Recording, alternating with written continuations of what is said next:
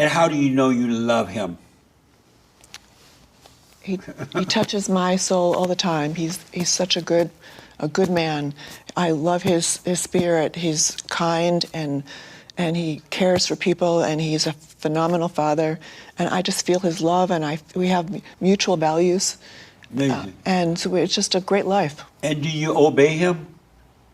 Well, I don't look to be an obstacle, but I look to be supportive. And do you obey him? In a sense, yes. I don't like the word, but I cooperate because I want him to have what he wants. You don't like what word?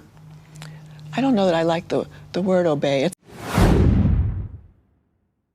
So you've been in love with her for 50 years? More than 50 years, correct. Really?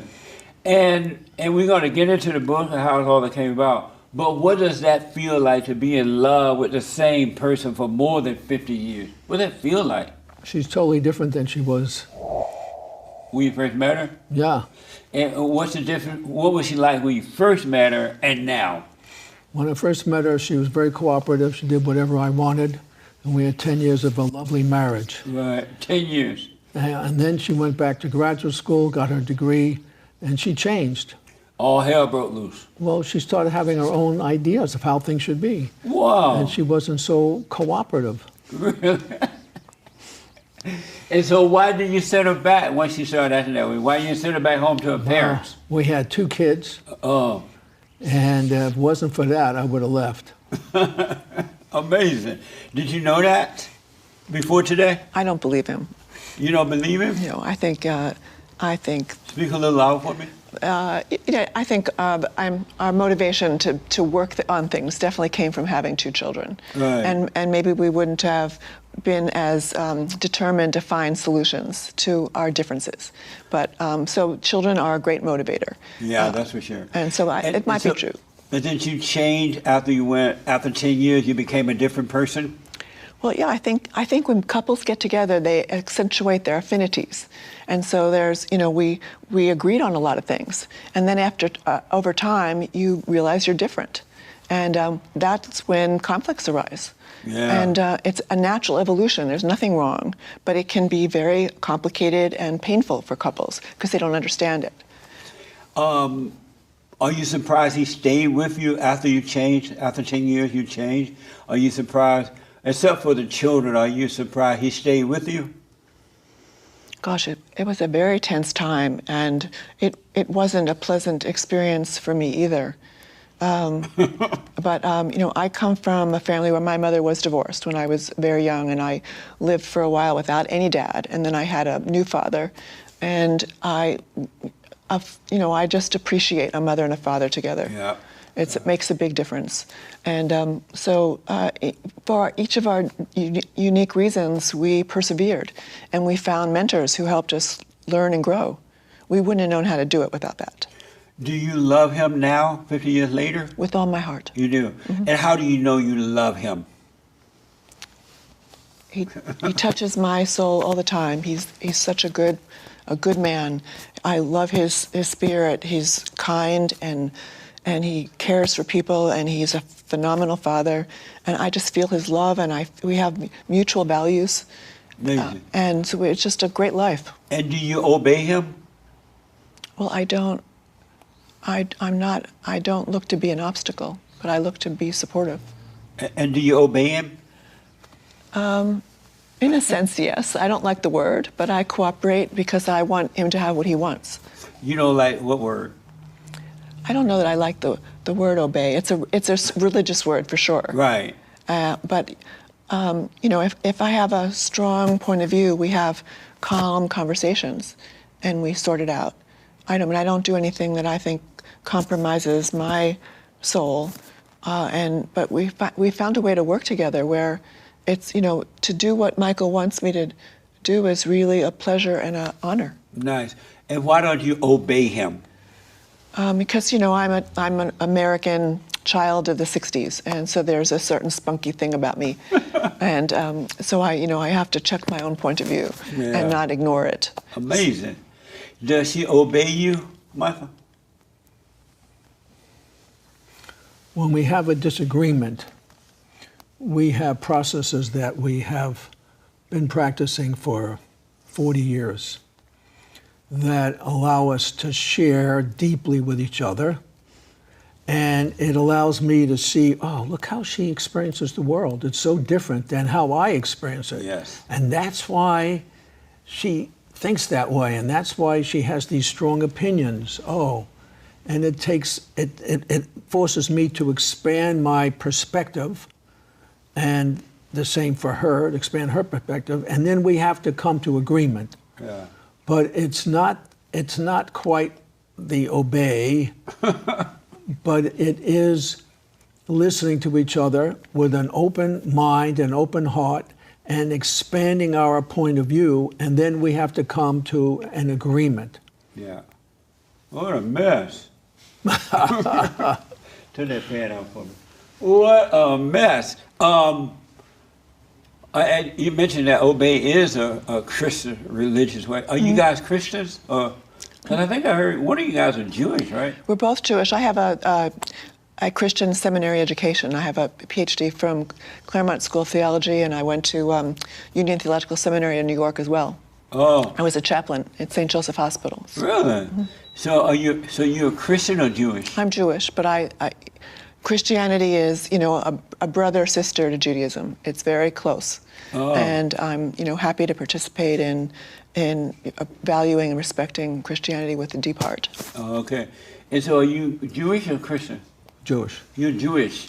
How did you end up with a Christian woman? How did that work? We go to a Jewish synagogue. I'm happy to have her enjoy whatever she enjoys with her experience. It doesn't interfere with being Jewish. Right. It's not an interference at all. Nice.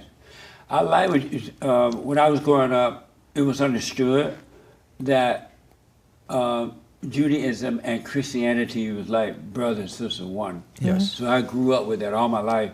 Yes. And I'm surprised, to be honest with you, to see that changing with some Christians and Jews. They seem not to understand the relationship between Judaism and Christianity. Yes. It's an important spiritual relationship, but it's being distorted now. Yes. And that's not good. Correct. I don't think it's good. You know what I mean? Yeah. Do you believe that human beings are in a fallen state? Yes. And what does that mean, to be in a fallen state? It means that we're not whole. Yeah. We're not. We've got work to do in our lives to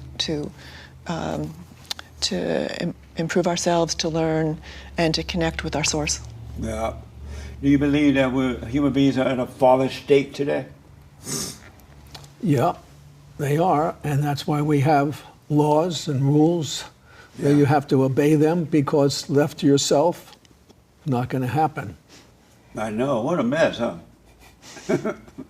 Let me ask this, and then I have a question about your book. A couple questions. How do you see the world now?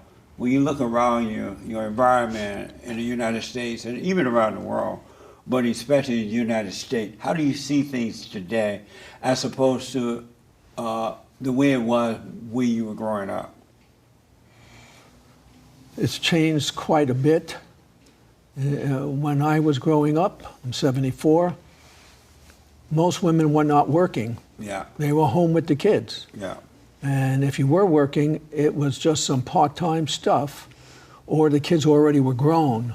Yeah, I remember those days. And mother was always around, and that was the way it was. And if you were playing out in the street, one of the parents was always around. Yeah. You were never quite on your own. And you don't have that now. Yeah.